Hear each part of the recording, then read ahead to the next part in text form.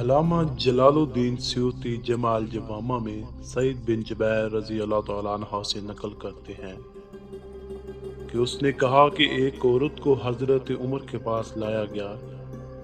اس عورت نے ایسا بچہ جنا کہ جس کے 2 پیٹ، 2 سر، 4 ہاتھ اور 2 شرمگاہیں ہیں۔ یہ سب کچھ اوپر والے بدن کے حصے پر تھا، لیکن نچلا حصہ دوران 2 پنڈلیاں اور 2 پاؤں پر مشتمل تھا۔ لوگوں کا اس کے بارے میں طرح طرح کا خیال تھا۔ عورت اس عجیب الخلقت مولود کو حضرت عمر کے پاس لائی اور اس سے اس عجیب الخلقت بچے کے باپ کی میراث طلب کی۔ اس وقت حضرت عمر نے حضرت علی کو طلب فرمایا اور یہ تمام داستان آپ کو سنائے گی۔ آپ نے فرمایا، مجھے اس واقعہ کی پہلے خبر دی گئی ہے اور یہ عجیب الخلقت ایک کہانی ہے۔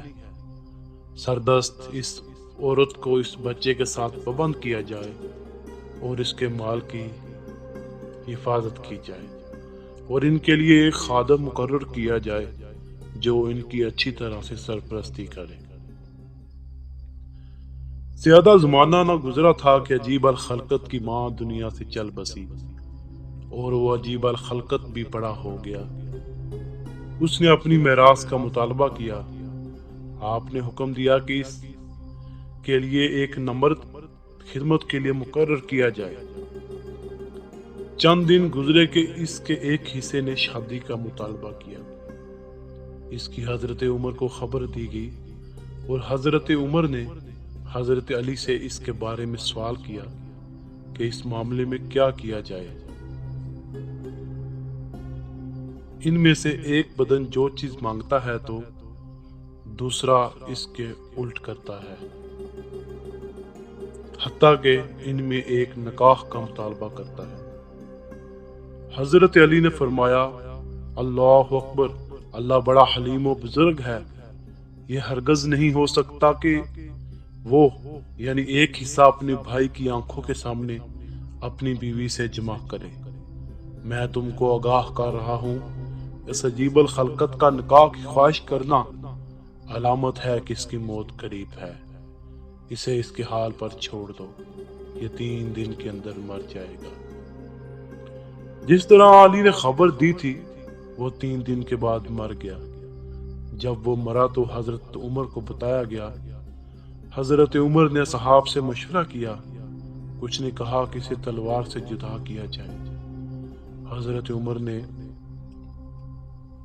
فرمایا، تمہاری یہ عجیب بات ہے کہ میں زندوں کو مردہ کے لیے قتل کروں۔ اس وقت زندہ بدن فریاد کرنے لگا کہ مجھے قتل کرنا چاہتے ہیں، حالانکہ میں اشہد لا الہ الا اللہ وان محمد عبدہ ورسولہ کہتا ہوں اور قرآن مجید کی تلاوت کرتا ہوں۔ حضرت عمر نے یہ قضیہ حضرت علی کی طرف روانہ کیا اور آپ سے اس مسئلے کے حل کی درخواست کی۔ آپ نے فرمایا، معاملہ بہت آسان ہے، اسے غسل و کفن دے کر اس کے حال پر چھوڑ دو۔